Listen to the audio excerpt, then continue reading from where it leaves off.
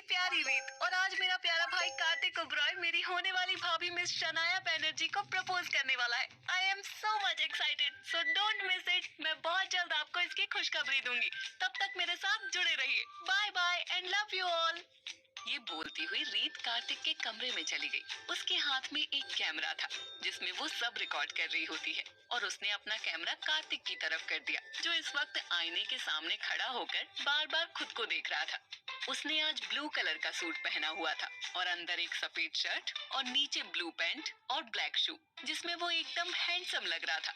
उसे देखकर रीत की आंखें खुली की खुली रह गई, क्योंकि जिस कार्तिक को कभी सजना संवरना पसंद नहीं था, वो आज बार बार खुद को आईने में देख रहा था। ये देखकर रीत उस पर हंसने लगी। ये देखकर कार्तिक उस पर चिल्लाते हुए बोला, हाँ अब तो सारी दुनिया को पता चल गया होगा कि मैं आज शनाया को प्रपोज करने वाला हूँ। सच में तेरे पेट में कोई बात नहीं रहती। क्यों तू मेरा सरप्राइज खराब करने पर तुली हुई है? कार्तिक के लिए आज का दिन बहुत खास था, क्योंकि आज उसकी शनाया का 25वां बर्थडे जो था। तभी वहाँ रेहान आ गया और वो कहने लगा, अरे यार तुम सब यहाँ क्या कर रहे हो? और कितनी देर लगाओगे? शनाया की बर्थडे पार्टी में नहीं चलना है क्या? हम पहले से ही लेट हैं और लेट हो जाएगा। तभी कार्तिक चिढ़ते हुए बोला, बस इसकी ही कमी थी बोलने की। नहीं बोलता तो कलेजे को ठंडक कहाँ पड़ती। सब आज मेरी खुशी पर नजर गड़ाए बैठे हैं और कोई काम नहीं है क्या तुम लोगों के पास? ये सुनकर रीत और रेहान दोनों जोर जोर से हंस पड़े। रीत और रेहान दोनों कार्तिक के छोटे भाई बहन थे और वो दोनों जुड़वा थे। वो दोनों भी शनाया को काफी पसंद करते थे।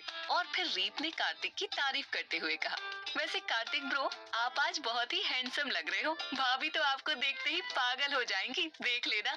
ये सुनकर कार्तिक बहुत खुश हो गया। तभी रेहान ने याद दिलाते हुए पूछा, कार्तिक भाई आपने वो रिंग तो ले ली ना जो आपने भाभी के लिए खरीदी थी? वो मत भूल जाना।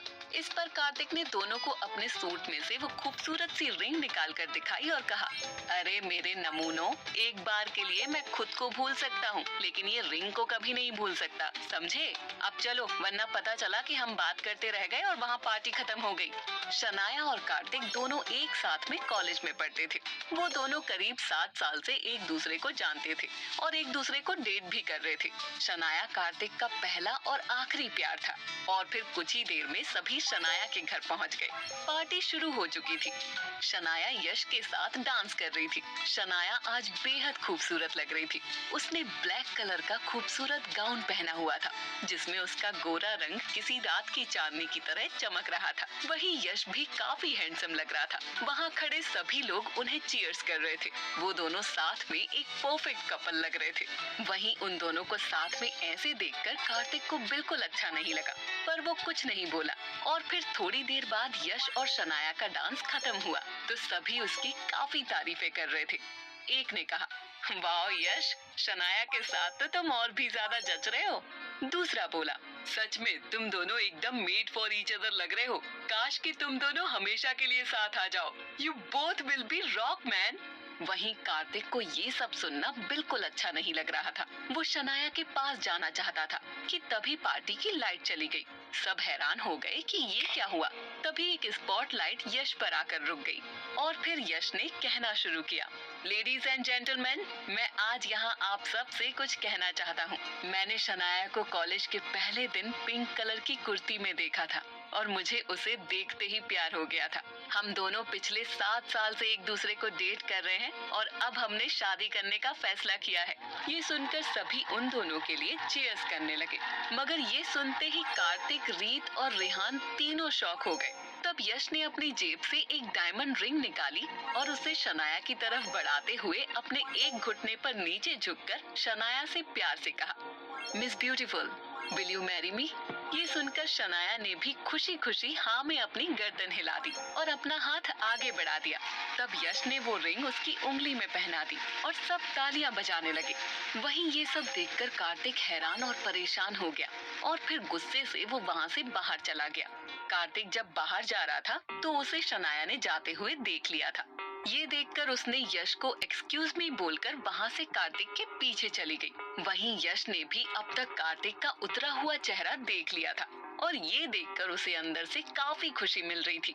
और फिर उसने अपने मन में कहा, कार्तिक के बच्चे, सरप्राइज कैसा लगा? उम्मीद है कि अब फाइनली तुम्हें अपनी औकात पता चल ही गई होगी। After all winner is always winner and loser is always loser. वहीं उधर शनाया ने जाते हुए कार्तिक को पीछे से आवाज दी, कार्तिक प्लीज रुक जाओ, मेरी बात सुनो। ये सुनकर कार्तिक वहीं रुक गया और फिर वो पलटकर अपनी बेबस और दुख भरी आवाज में उससे कहा, क्यों, आखिर क्यों, तुमने मेरा दिल क्यों तोड़ा? और फिर ये कहकर कार्तिक की आंखें नम हो गई थी। इस पर शनाया ने उससे कहा, आई एम सॉरी कार्तिक, मैं अपने पेरेंट्स के अगेंस्ट नहीं जा सकती क्योंकि मेरे पापा ने मेरा रिश्ता पहले से ही यश के साथ तय कर दिया था। मैंने पापा को तुम्हारे बारे में सब बताया था, लेकिन उन्होंने कहा कि तुम अपने पापा के नाजायज बेटे हो और इसलिए तुम्हें फ्यूचर में प्रॉपर्टी में से कुछ भी नहीं मिलेगा और इसलिए हमारा साथ में कोई फ्यूचर नहीं हो सकता। मैंने उन्हें काफी समझाया पर वो नहीं माने। मेरे पास भी अब कोई चॉइस नहीं थी कार्तिक, मुझे यश को हाँ कहना पड़ा। प्लीज मेरे हालात को समझो, मेरी मजबूरी समझो। So let's break up Kartik. ये बोलते वक्त शनाया की आंखों में आंसू थे, पर वो आंसू सच्चे थे या झूठे ये तो बस वही जानती थी। पर कार्तिक शनाया की ये बात सुनकर बहुत दुखी हो जाता है और वो उसे खोने के डर से घबराते हुए उससे एक उम्मीद से कहता है, शनाया मैं तुम्हारे लिए दिन रात मेहनत करूंगा, अपना नाम बनाऊंगा, एक पहचान बनाऊंगा। मेरा यकीन करो, मैं तुम्हें इस दुनिया की सारी खुशियां दूंगा। तुम बस मेरा साथ दो, मेरा विश्वास करो। कार्तिक की ये बात सुनकर शनाया ने उसे एक तंज भरे लहजे में कहा, कार्तिक हमारा साथ में कोई फ्यूचर नहीं है, समझो इस बात को। तुम बस एक एम्प्लॉय हो जिसके होने या ना होने से कोई फर्क नहीं पड़ता। तुम आगे चलकर कभी सीईओ नहीं बन सकते।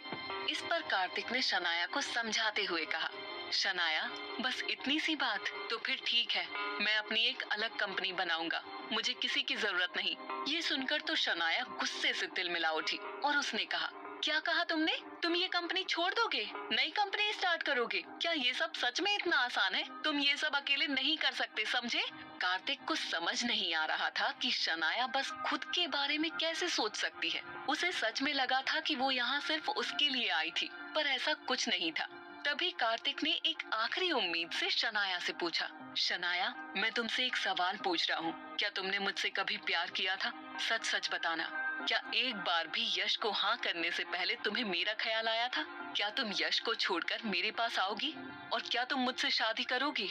कार्तिक का ये सवाल सुनकर तो शनाया के पसीने छूटने लगे। उसे अंदाजा नहीं था कि कार्तिक उससे ऐसे सवाल पूछेगा। उसे तो ये लगा था कि हमेशा की तरह वो अपने आंसुओं से कार्तिक को मना लेगी, क्योंकि कार्तिक को इमोशनल ब्लैकमेल करना शनाया को बहुत अच्छे से आता था। पर आज शनाया के सामने कार्तिक ने कोई ऑप्शन नहीं छोड़ा था सही जवाब देने के अलावा। तभी कार्तिक ने शनाया से गुस्से में पूछा, बोलो शनाया, क्या तुम मुझसे प्यार करती हो या नहीं? इस पर शनाया कार्तिक को शांत करने के लिए उससे कुछ कहने ही वाली थी कि तभी पीछे से यश की आवाज आई, of course not, she loves me, not you, you understand? और फिर यश ने वहां आकर सीधे शनाया की कमर पर अपना हाथ रख दिया और उसे अपने करीब कर लिया। ये देखकर कार्तिक यश से कुछ कहने ही वाला था कि तभी उसकी नजर शनाया पर पड़ी जो यश की बाहों में मुस्कुरा रही थी। ये देखकर तो एक पल के लिए कार्तिक के सारे अरमान टूट गए, क्योंकि शनाया ने सच में उसे छोड़कर यश को अपना लिया था। तभी वहाँ यश आया और उसने शनाया को पार्टी में चलने को कहा, तो शनाया यश के साथ पार्टी में चली गई। वहीं इस वक्त कार्तिक शनाया के दिए हुए गम से पूरी तरह से टूट गया था और इस वक्त गाड़ी चलाते हुए उसकी आंखों से लगातार आंसू निकल रहे थे। तभी उसने देखा कि उसे बार बार रेहान और रीत के कॉल आ रहे थे, लेकिन उसका फोन उठाने का मन नहीं था, इसलिए उसने सिर्फ एक मैसेज रेहान को सेंड किया, मैं ठीक हूँ, तुम रीत को लेकर घर आ जाओ, मैं बाद में आता हूँ। इतना कहकर उसने फोन स्विच ऑफ कर दिया। वहीं रेहान जो काफी देर से कार्तिक के लिए परेशान हो रहा था, उसने जब ये मैसेज पढ़ा तो उसे थोड़ी शांति मिली। पर रीत बहुत गुस्से में थी। वो इस वक्त शनाया के पास जाना चाहती थी और उसे बहुत कुछ सुनाना चाहती थी, पर रेहान उसे पार्टी से खींचकर अपने साथ बाहर ले आया और फिर रेहान ने रीत को समझाया, ये सही वक्त नहीं है। तभी रीत की आंखों में आंसू आ गए। उसने रेहान से कहा, क्यों रेहान, ऐसा हमेशा कार्तिक भाई के साथ ही क्यों होता है? इस पर रेहान ने कुछ नहीं कहा और उसने बस धीरे से रीत के माथे को सहला दिया और बोला, रीत तुम सो जाओ, कार्तिक भाई को आने में देर लग जाएगी। ये सुनकर रीत सोने चली जाती है। जब कार्तिक घर आता है तो रीत तब तक सो चुकी थी, पर रेहान जाग रहा था। कार्तिक को देखते ही रेहान ने गुस्से से कहा, कार्तिक भाई आप कहाँ चले गए थे और मेरा कॉल क्यों नहीं ले रहे थे? आपको पता है मुझे कितने बुरे ख्याल आ रहे थे? आप सुन रहे हैं ना भाई, मैं आपसे बात कर रहा हूँ। इस पर कार्तिक ने एक नजर सोफे पर सो रही रीत पर डाली तो उसे अंदर से काफी दर्द हुआ। उसने रेहान से कहा, रीत को अंदर ले जाओ और तुम भी सो जाओ। इतना कहकर वो अपने कमरे में चला गया। कार्तिक ने अपने कमरे में हर जगह शनाया की तस्वीर लगाई हुई थी और उन तस्वीर को देखकर उसे रह रहकर फिर से शनाया की याद आने लगी और फिर उसकी याद में उसकी आंखों से आंसू बहने लगे। अगले दिन जब कार्तिक उठा तो रीत और रेहान उसके कमरे में आए। उन दोनों के चेहरे उतरे हुए थे। तभी कार्तिक ने शान से अंगड़ाई लेते हुए कहा, गुड मॉर्निंग मेरे प्यारे दोनों बच्चों। क्या बात है, तुम दोनों के चेहरे इतने पिचके हुए टमाटर की तरह क्यों लग रहे हैं? कार्तिक की ये बात सुनकर रीत और रेहान हंस पड़े और फिर रीत ने कहा, गुड मॉर्निंग ब्रो, आपका इस खास दिन में स्वैग से स्वागत किया जाता है। ये सुनकर कार्तिक मुस्कुराकर रीत को देखता है, जिस पर रीत और रेहान भी मुस्कुरा देते हैं। शनाया से धोखा खाने के बाद क्या करेगा कार्तिक? तो क्या होगा? आगे जानने के लिए सुनते रहिए लव रिवेंज।